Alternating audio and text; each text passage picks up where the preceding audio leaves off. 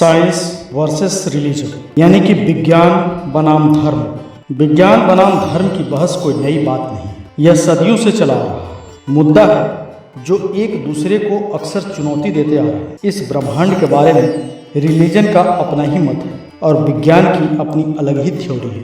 यदि सही मायने में कहा जाए तो साइंस और रिलीजन में कुछ ऐसी बातें हैं जैसे एक म्यान के अंदर दो तलवारें, जिनमें दोनों की ही बातें एक दूसरे का विरोध करते हैं और काटती हैं। रिलीजन हमारे प्राचीन ग्रंथों और वेदों से जन्म लेती है और उन्हें बहुत समय पहले ही इस ब्रह्मांड के सृजन यानी आरंभ और विनाश यानी अंत की प्रक्रिया लिखी जा चुकी है। तो दूसरी ओर विज्ञान की किताबें भी लिखी जा रही हैं और अपने आरंभिक चरण में जहाँ धर्म के साथ हमारी आस्था जुड़ी हुई है, तो वहीं दूसरी तरफ विज्ञान हमें तार्किक बनाता है। लेकिन पूरी तरह से कोई भी यह नहीं बता सकता कि हमारा धर्म सही है या विज्ञान।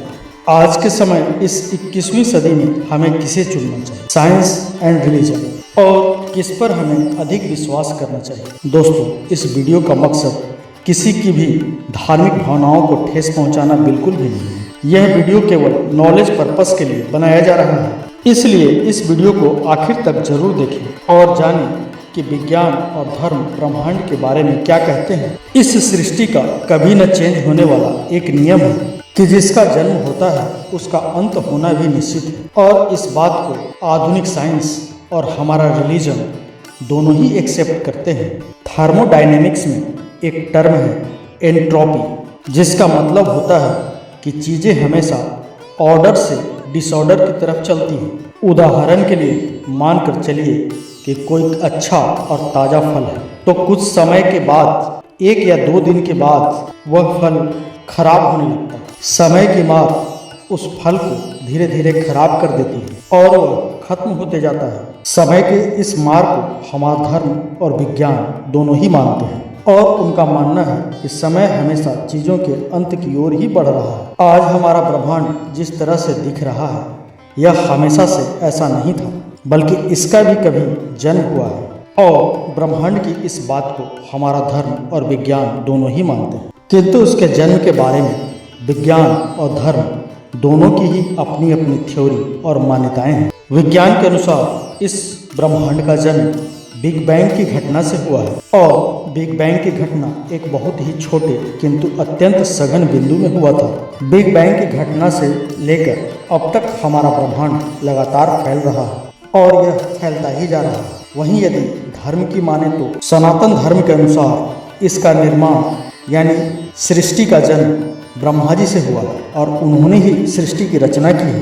वहीं अन्य धर्मों में भी इस ब्रह्मांड के जन्म के बारे में अलग अलग थ्योरी दी जाती है। यदि साइंस के बारे में देखें तो यह बिग बैंग के बारे में लॉजिकली एक्सप्लेन करता है और वैज्ञानिकों का मानना है कि यह ब्रह्मांड फैल रहा है और इसका मतलब है कि यह कभी न कभी एक जगह इकट्ठा भी रहा हो। साल 2016 में नासा ने हबल अल्ट्रा डीप फील्ड, जो कि एक इमेज है जिसकी मदद से अब तक की सबसे पुरानी गैलेक्सी की खोज की, जिसका नाम वैज्ञानिकों ने GN-Z11 गैलेक्सी रखा। वैज्ञानिकों के द्वारा खोजी गई यह गैलेक्सी 13.4 अरब साल पुरानी है और जिस गति से यह हमसे दूर जा रही है, उससे वैज्ञानिकों ने गणना की है कि हमारे इस ब्रह्मांड का जन्म लगभग 13.8 करोड़ साल पहले हुआ होगा। यदि इस हिसाब से देखा जाए तो हमारा विज्ञान ब्रह्मांड के जन्म को प्रूफ के साथ लॉजिकली एक्सप्लेन करता है। किंतु धार्मिक ग्रंथों में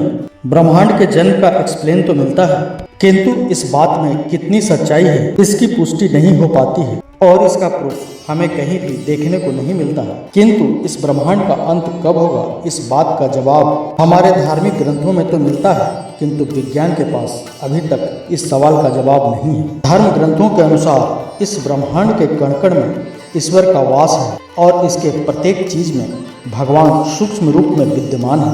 यदि विज्ञान के अनुसार देखा जाए तो इस ब्रह्मांड का सबसे छोटा कण है एटम, और यदि हम उससे भी छोटे स्क्रीन पर जाएं तो हमें इलेक्ट्रॉन, प्रोटॉन और न्यूट्रॉन देखने को मिलते हैं, और यदि हम उससे भी छोटे स्केल पर जाएं तो हमें क्वार्क देखने को मिलता है। किंतु दोस्तों, इससे भी छोटा होता है स्ट्रिंग, जो अलग अलग रूप में अपना रूप और आकार बदलती है मतलब कि साइंस के अनुसार ब्रह्मांड के सबसे छोटे से कण के रूप में ऊर्जा विद्यमान है।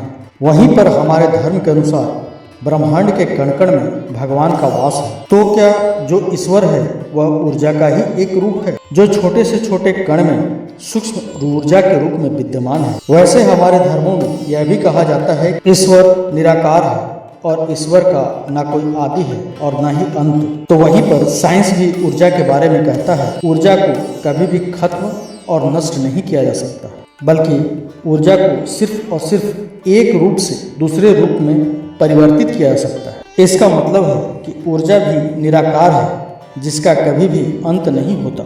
तो क्या हमारा धर्म जिसे भगवान कहता है उसे ही हमारा विज्ञान ऊर्जा कहता है? और यदि ऐसा है तो हमारा धर्म इस मामले में बाजी मारता हुआ नजर आता है, क्योंकि छोटे छोटे कणों में एनर्जी का वास होता है और इस बात को साइंस आज के समय में मानती है और इसे एक्सप्लेन करती है।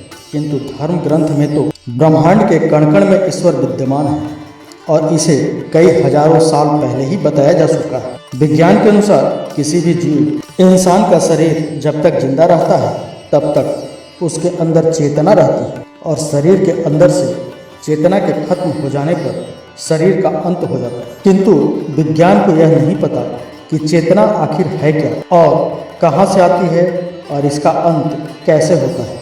वहीं पर इस चीज का जिक्र धर्म ग्रंथों में भी आता है और उनके अनुसार हमारे शरीर में जब तक आत्मा वास करती है तब तक हम जीवित रहते हैं और जैसे ही हमारे शरीर से आत्मा निकल जाती है तो हम मर जाते हैं। यही नहीं, धर्म ग्रंथों में इससे भी कहीं आगे तक बताया जा चुका है कि शरीर से निकलने के बाद आत्मा का क्या होता है और उसका पुनर्जन्म कैसे होता है। हमारा धर्म तो इन आत्मा और पुनर्जन्म को मानता है, किंतु विज्ञान आत्मा के जैसा किसी भी चीज को नहीं मानता। प्रसिद्ध वैज्ञानिक स्टीफन हॉकिंस आत्मा के जैसी किसी भी चीज को नहीं मानते। उनका कहना था कि जीवन सिर्फ यही है और मरने के बाद हमारा कोई भी पुनर्जन्म नहीं होता। हालांकि यह केवल उनकी अपनी एक थ्योरी है, परंतु दुनिया में पुनर्जन्म के कई सारे केस देखने और सुनने को मिलते हैं। विज्ञान केवल प्रूफ के आधार पर चलता है और शायद अभी हमारे पास वह टेक्नोलॉजी नहीं है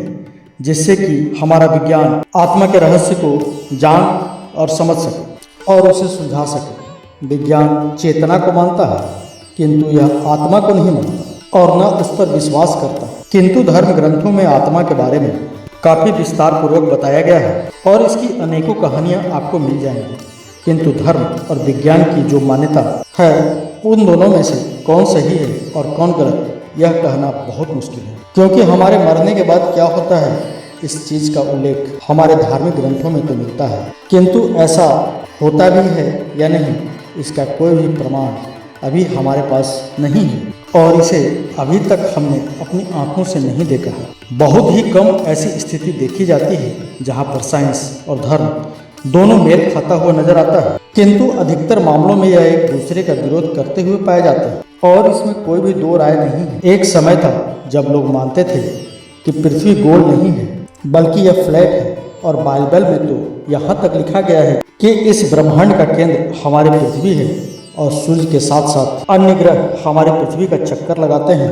उस समय जब लोगों ने रिलीजन के विरुद्ध जाकर यह सच बताना चाहा कि हमारी पृथ्वी फ्लैट नहीं बल्कि गोल है और पृथ्वी ब्रह्मांड का केंद्र नहीं है और वहीं पृथ्वी का चक्कर सूर्य नहीं लगाता बल्कि सूर्य का चक्कर पृथ्वी लगाती है और इसके साथ अन्य सभी ग्रह और उपग्रह सूर्य का चक्कर लगाते हैं। तो उस समय ऐसा कहने वाले लोगों को दंडित किया गया, उन्हें जेल के अंदर रखा गया और आजीवन कारावास की सजा दी गई। ऐसे ही कुछ वैज्ञानिकों में से एक थे गैलीलियो गैलीली, जिन्होंने विज्ञान का समर्थन किया और बताया कि सूर्य पृथ्वी के चारों तरफ चक्कर नहीं लगाता बल्कि पृथ्वी अन्य सभी ग्रहों के साथ सूर्य के चक्कर लगाती है। यह सरासर धर्म का विरोध था जिस पर चर्च ने उन्हें आजीवन नजरबंद रहने का आदेश दे दिया, किंतु बाद में हमारे धर्म को यह मानना पड़ा कि गैलीलियो गैलीली जो कह रहे हैं वह सत्य है। किंतु तब तक गैलीलियो की मृत्यु हो चुकी थी। आज भी हमारा विज्ञान यूनिवर्स के